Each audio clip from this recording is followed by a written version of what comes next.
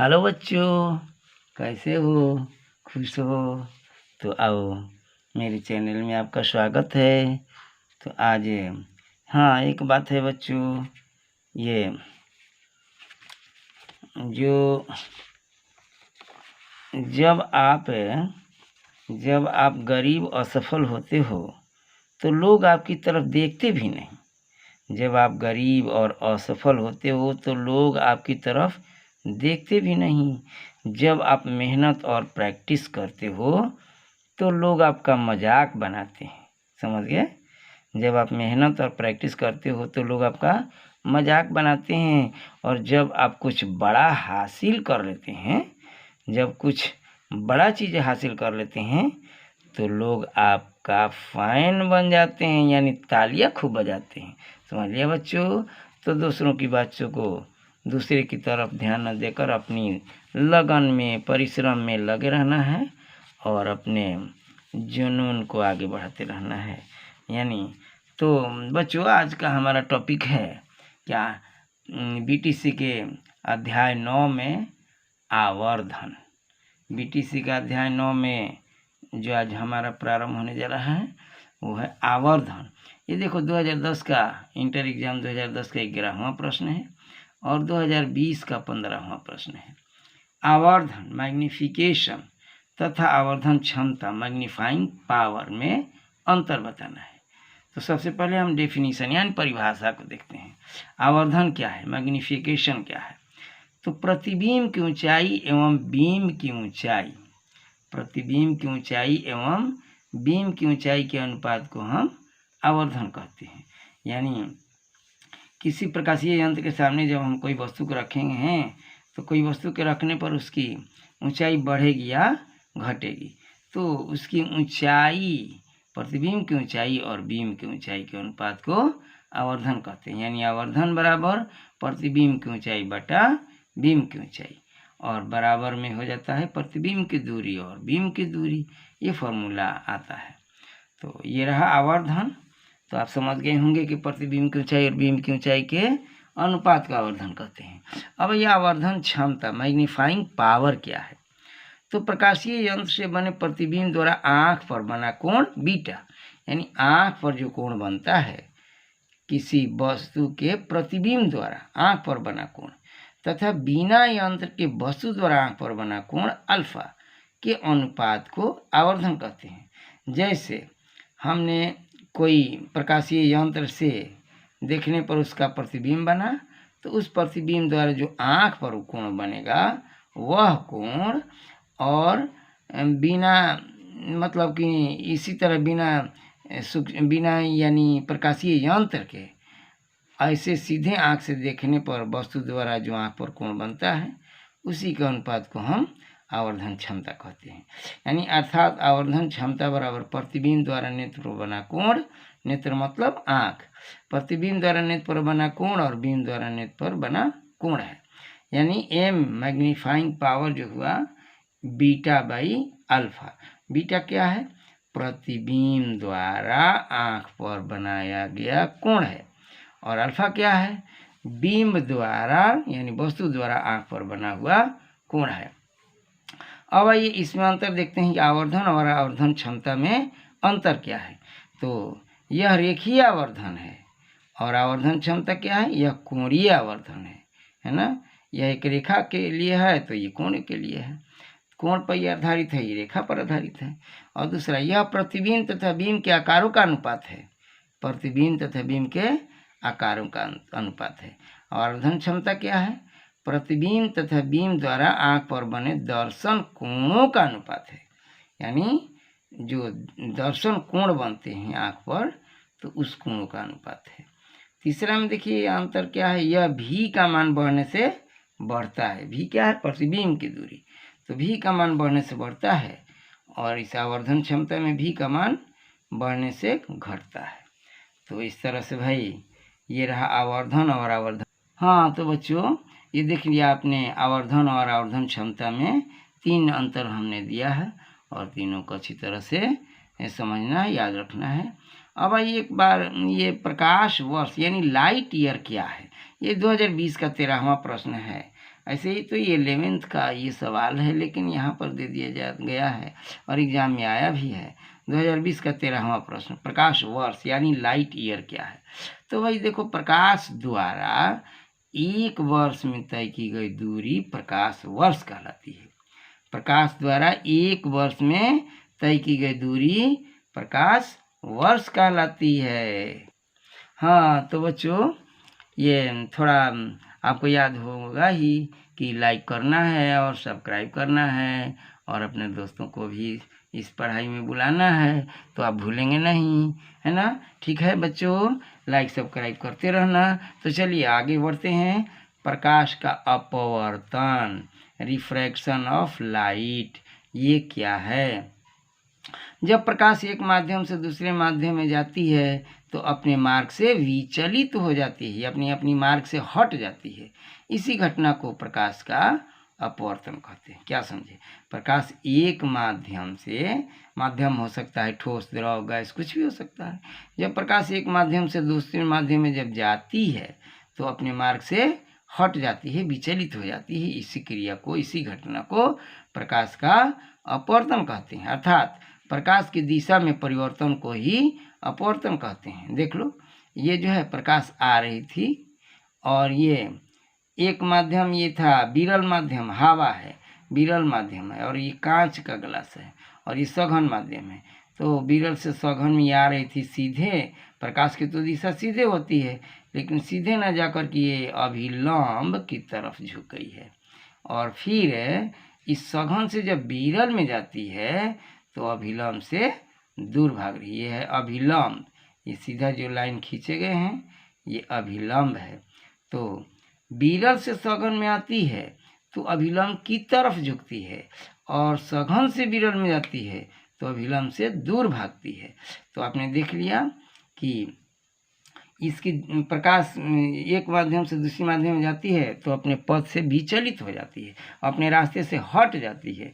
इसी क्रिया को कहते हैं प्रकाश का अपवर्तन। तो नोट में देख लीजिए, विरल माध्यम से सघन माध्यम में जाने पर किरण अभिलंब की ओर झुकती है। विरल से सघन में जब जाएगी तो उसके कोण उसको रोकेंगे और अभिलंब की ओर झुक जाएगी।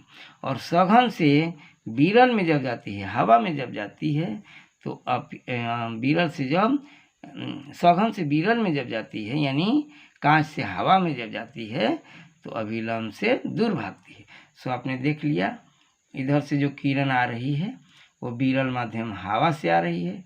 कहाँ आ रही है? कांच में आ रही है। और ये है सघन माध्यम, तो ये क्या हुआ? ये अभिलंब है और अभिलंब की तरफ झुक गई है। और फिर देख लो, ये कांच से जो सघन माध्यम है और ये विरल माध्यम हवा में जब जा रही है तो फिर ये अभिलंब से दूर भाग रही है। ये बातें भाई आपको याद रखना है कि विरल से सघन में जाने पर क्या होता है? अभिलंब की ओर झुकती है, और सघन से विरल में जाने पर अभिलंब से दूर भागती है, क्योंकि विरल माध्यम में कोणों का उतना रुकावट नहीं होता। अब चलते हैं भाई क्या अपवर्तन के कारण, अपवर्तन के नियम, law of refraction. Law of refraction क्या है? आपतित किरण, अपवर्तित किरण तथा आपतन बिंदु पर अभिलंब तीनों एक ही समतल में होते हैं। तो देख लो, ये है आपतित किरण जो आ रही है, कहाँ? ग्लास की तरफ आ रही, शीशे की ओर आ रही, हवा से शीशे की ओर आ रही। तो ये है आने वाली किरण आपतित किरण, और इसमें जो प्रवेश कर गई वो है अपवर्तित किरण, जो प्रवेश कर गई वो है अपवर्तित किरण, और ये है अभिलंब। ये नियम यही बतलाता है कि ये तीनों एक ही समतल में होते हैं, चाहे वो क्षैतिज समतल हो या उदग्रतल हो। यानी ये नहीं कि क्षैतिज में और एक कुछ क्षैतिज में होगा, कुछ उदग्र में होगा, ऐसा नहीं होगा। या तो दोनों सभी ये किरणें, आपतित किरण, अपवर्तित किरण, अभिलंब, तीनों या तो उदग्र तल में होंगे या क्षैतिज तल में होंगे, यानी एक ही तल में होंगे, एक ही समतल में होंगे, है ना? तो आपतित किरण, अपवर्तित किरण और अभिलंब, ये आपतन बिंदु पर अभिलंब तीनों एक ही समतल में होते हैं। ये है अपवर्तन का प्रथम नियम। हाँ तो बच्चों, अब दूसरा नियम क्या है? तो देख लो, आपतन कोण की ज्या यानी साइन आई तथा अपवर्तन कोण की ज्या यानी साइन आर का अनुपात एक नियतांक होता है, अर्थात साइन आई बटा साइन आर नियतांक है। इसे हम स्नेल का नियम भी कहते हैं। इसी sine I by sine R बराबर नियतांक को ये कहते हैं हम क्या, अपवर्तन का दूसरा नियम, जिसे स्नेल का नियम भी कहते हैं। तो पहला हुआ क्या, पहला अपवर्तन का नियम है कि आपतित किरण, अपवर्तित किरण और अभिलंब तीनों एक ही तल में होते हैं। और दूसरा हुआ आपतन कोण की जय अपवर्तन कोण की जय का अनुपात नियतांक होता है, यानी sine I by sine R होता है नियतांक स्थिरांक, इसे स्नेल का नियम कहते हैं। अब चलते हैं बच्चों अपवर्तनांक रिफ्रैक्टिव इंडेक्स। तो निर्वात यानी भयकम और किसी माध्यम के लिए साइन आई बटा साइन आर अनुपात को उस माध्यम का अपवर्तनांक कहते हैं। यानी sine I by sine R का अनुपात कब, जब एक माध्यम निर्वात हो और एक कोई माध्यम हो। निर्वात का मतलब क्या, हवा भी नहीं होना चाहिए, है ना। यानी निर्वात और किसी माध्यम के लिए, दो माध्यम नहीं है, एक निर्वात है जहाँ हवा भी नहीं, और एक है माध्यम, कोई ठोस रॉक गैस कुछ भी हो। तो एक निर्वात और किसी माध्यम के लिए sine I by sine R का अनुपात उस माध्यम का अपवर्तनांक कहलाता है। इसे म्यू या एन से सूचित करते हैं। हाँ तो बच्चों अब देखना है हमें निरपेक्ष अपवर्तनांक। निरपेक्ष अपवर्तनांक क्या है, देखिए एब्सोल्यूट रिफ्रैक्टिव इंडेक्स, निर्वात में प्रकाश का वेग, सी से लिखते हैं हम लोग, निर्वात में प्रकाश का वेग तथा माध्यम में प्रकाश का वेग सी एम, मीडियम में, एम से मीडियम हुआ और सी है प्रकाश का वेग। केवल सी है तो निर्वात में है जहाँ हवा भी नहीं और कोई माध्यम नहीं, और सी एम जो है वो कोई माध्यम है, किसी माध्यम में प्रकाश का वेग है। तो निर्वात में प्रकाश का वेग और किसी माध्यम में प्रकाश के वेग के अनुपात को निरपेक्ष अपवर्तनांक म्यू एम कहते हैं, अर्थात म्यू एम बराबर सी बटा सी एम। यानी निर्वात में प्रकाश की चाल और माध्यम में प्रकाश की चाल के अनुपात को निरपेक्ष अपवर्तनांक कहते हैं, है ना। किसी निर्वात में प्रकाश की चाल और माध्यम में प्रकाश की चाल के अनुपात को ही हम निरपेक्ष अपवर्तनांक कहते हैं। अब चलते हैं आपेक्षिक अपवर्तनांक। हाँ तो भाई देखिए रिलेटिव रेफ्रैक्टिव इंडेक्स, आपेक्षिक अपवर्तनांक, दो माध्यमों के लिए निरपेक्ष अपवर्तनांकों के अनुपात को आपेक्षिक अपवर्तनांक कहते हैं।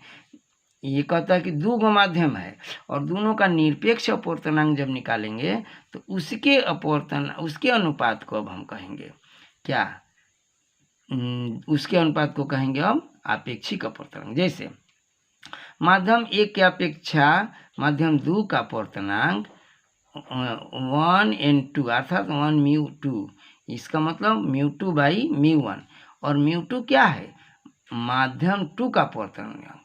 यानी निरपेक्ष अपवर्तनांक माध्यम 2 का निकालेंगे कैसे, ये है निर्वात में प्रकाश की चाल और ये है C2 माध्यम 2 में चाल, और ये म्यू1 क्या है, निर्वात में प्रकाश की चाल और माध्यम 1 में प्रकाश की चाल। तो इस तरह से म्यू 2 का मान हुआ C/C2 और म्यू1 का मान हुआ C/C1। जैसे कि यहाँ पर हमने बताया था म्यू एम बराबर C/Cm, तो यहाँ 1 रखेंगे तो यहाँ 1 हो जाएगा, यहाँ 2 रखेंगे तो यहाँ 2 हो जाएगा।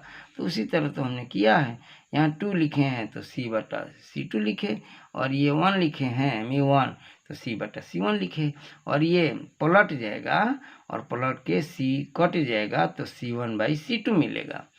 अतः 1 म्यू 2 इंटू 2 म्यू1 यानी 1 की अपेक्षा दूसरे का अपवर्तनांक माध्यम 2 की अपेक्षा पहले का अपवर्तनांक, तो म्यू 2 का मान ऐसे C1/C2 निकालेंगे जैसे यहाँ पर निकाले हैं। देखिए 1 2 का C1/C2, तो ये 1 2 का यहाँ पर C1/C2 और 2 1 का C2/C1 और काट के हो गया 1, यानी एक दूसरे का उल्टा मान 1 आ जाता है।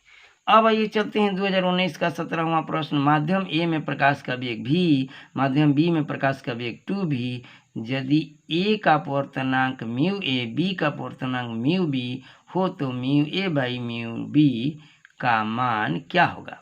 हाँ तो देखिए mu A by mu B का मान हमें निकालना है और म्यू ए के लिए सी बटा सी ए लिखेंगे। चूँकि यहाँ पर आपको बताया म्यू एम बराबर हमने क्या लिखा है सी बटा सी एम, तो यहाँ एम है तो यहाँ भी एम है, तो उसी तरह तो यहाँ है। देखिए म्यू ए इक्वल टू सी बटा सी ए, म्यू बी इक्वल टू सी बटा सी बी, और इस तरह से उलट पलट के गुणा सी कट जाएगा पलटेंगे तो, और सी बी बटा सी ए निकलेगा, यानी यह पलट के कट जाएगा यानी ऊपर चलेगा सी बी बटा सी हो जाएगा, है ना। और तब निकलेगा सी बी बटा सी ए, और सी बी का वैल्यू क्या है, सी बी का वैल्यू है 2v जो इसमें दिया हुआ है, और सी ए का वैल्यू भी दिया गया है, इसमें भी दिया गया है, और ये दोनों कट जाएगा तो 2/1 आ जाएगा। इस तरह से म्यू ए बटा म्यू बी बराबर 2 आया, म्यू ए बटा म्यू बी 2 आया। यह आपको समझ में आया कि नहीं, यहाँ देख लो थोड़ा सा, सी बटा सी ए और ये पलट जाएगा तो सी बी बटा सी हो जाएगा, ये कट जाएगा तो सी बी बटा सी ए आ जाएगा जो यहाँ पर आया हुआ है, समझ गए। तो इस तरह से हम इसका मान निकाल लेंगे। हाँ अब एक है 2000, देख लीजिए 2021 का ऑब्जेक्टिव प्रश्न आया है। निर्वात में प्रकाश का वेग c है, कांच में म्यू बराबर 3/2 है, यह अपर्तनांक 3/2 है, तो 3/2 में इसका मान क्या होगा। हाँ भाई तो देखिए 3c/2, 2c/3, 4c/3, c/2 इस तरह से दिया गया है। अब रही बात कि हमारा उत्तर कौन होगा, तो देख लीजिए सी एम बराबर सी बटा सी एम होता है, म्यू एम बराबर सी बटा सी एम होता है, और म्यू एम का मान यहाँ पर दिया है 3/2 तो हमने लिख दिया 3/2 और सी को लिख दिया। और सी एम क्या है, सी एम मीडियम गैस है ना, गैस है, तो सी जी हमने लिखा, और तब ये इस 3 में गुणा हो जाएगा, क्रॉस मल्टीप्लिकेशन 3cg, और ये 2c यहाँ गुणा हो जाएगा, तिरछा तिरछी, ये 3cg में और 2c में गुणा हो जाएगा, 3cg इक्वल टू 2c। अब cg बराबर क्या होगा भाई, तो 2c और बाटा में 3, तो वही रहा ना ये हमारा आंसर 2c/3। इस तरह से हमने इसका आंसर लाया कि कौन इसमें आंसर होगा। अब ये थोड़ा अपूर्णांक में पूछता है, एक बार पूछा कि 2020 में कि 2020 में पूछा है कि हीरा का अपूर्णांक क्या है, तो भाई हीरा का अपूर्णांक क्या है भाई देख लीजिए 2.42, लेकिन और भी हमने ये अपूर्णांक यहाँ आपके लिए दे रहे हैं। जैसे वायु का अपूर्णांक होता है 1, जल का अपूर्णांक होता है 1.33, केरोसिन का होता है 1.44, और बर्फ का होता है 1.31, क्राउन कांच का 1.52, और फ्लिंट कांच का 1.67, और हीरा का अपूर्णांक होता है 2.42। सो पूछा गया था 2020 का ऑब्जेक्टिव क्वेश्चन कि हीरा का अपूर्णांक क्या होता है। सो यह भी था और 3 गो ऑप्शन इधर उधर से दिया गया था। तो आपको अगर याद है कि हीरा का अपूर्णांक होता है 2.42 तो आप आसानी से उसे चुन लेंगे। हाँ तो बच्चों देख लिया कि इसमें कई प्रश्न हमने सम्मिलित किया है और सागर को गागर में भरने का प्रयत्न किया है। सो आप अब में हमारे परिश्रम को अच्छा समझते हैं तो लाइक सब्सक्राइब तो किए हुए होंगे, तो भाई नहीं भी किए हों तो कर लेंगे। हाँ तो थैंक यू बच्चों, जय हिंद।